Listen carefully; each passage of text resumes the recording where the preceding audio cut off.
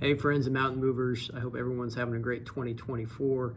It's fun to get some time with you and to share a little bit about some things I've been learning. So I recently jumped in with a group of guys, some early morning workouts, just some consistency around that. And I used to think that Kevin was crazy being part of the 4:30 a.m. club, but I can say that I'm actually starting to dig it.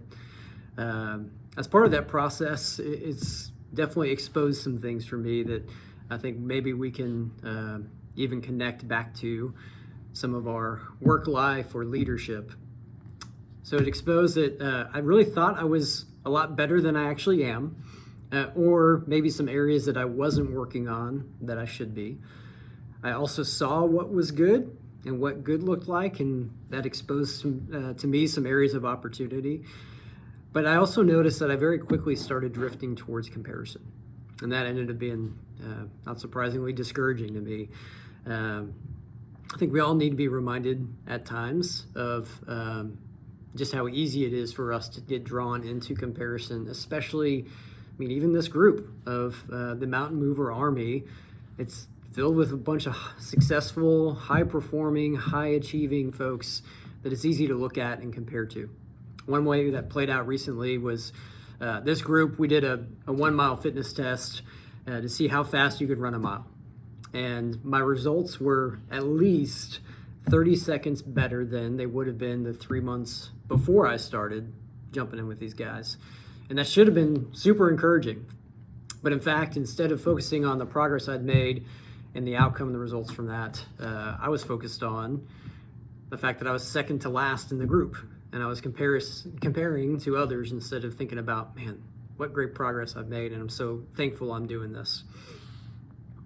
I think we all struggle with this because there's so many reminders around us of the lies of others through social media, the stories of success and the hard work put in to get that success in our industry or in our network of people that help us to strive and work hard to achieve more. But there's a slippery slope there for us. And as I've been meditating and thinking on this, I've been reminded and challenged by a passage of scripture through Hebrews. And in that, Paul talks about this great cloud of witnesses, these heroes of the faith that the Hebrews could reflect on. But then he goes on to say, since we're surrounded by such a great cloud of witnesses, let us also lay aside every weight and sin which clings so closely, and let us run with endurance the race that is set before us.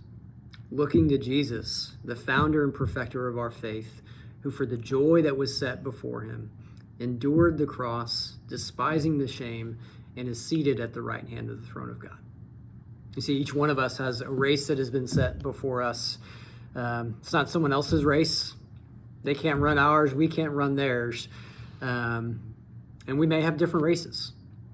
But the reality is we all have the same model of who to look to, who endured the cross, despising the shame, looking towards the joy that was set before him. And my hope for each of us is that we can focus and maybe reset around, what does faithfulness look like for me? What is the race that I have to run? How can I focus on running that race well, faithfully, knowing the joy that is set before us as well? As I wrap up, the same group of guys that we work out with at times, because we get up so early and work out in someone's garage, get some notes from neighbors through our generous host. And there's a really encouraging one the other day.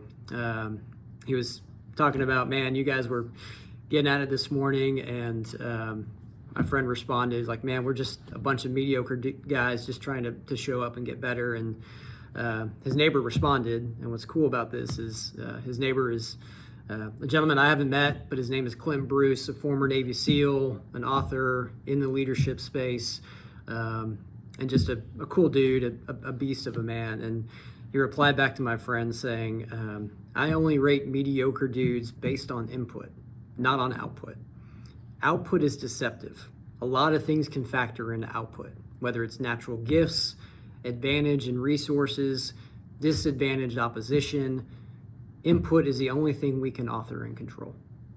And so I hope that's an encouragement to you all as we think about where we are this year, of where the ways that maybe we're a little bit too focused at times on success or the measure of the outcome versus, and how am I showing up and being faithful to run the race that I have. Love you guys. Keep moving mountains.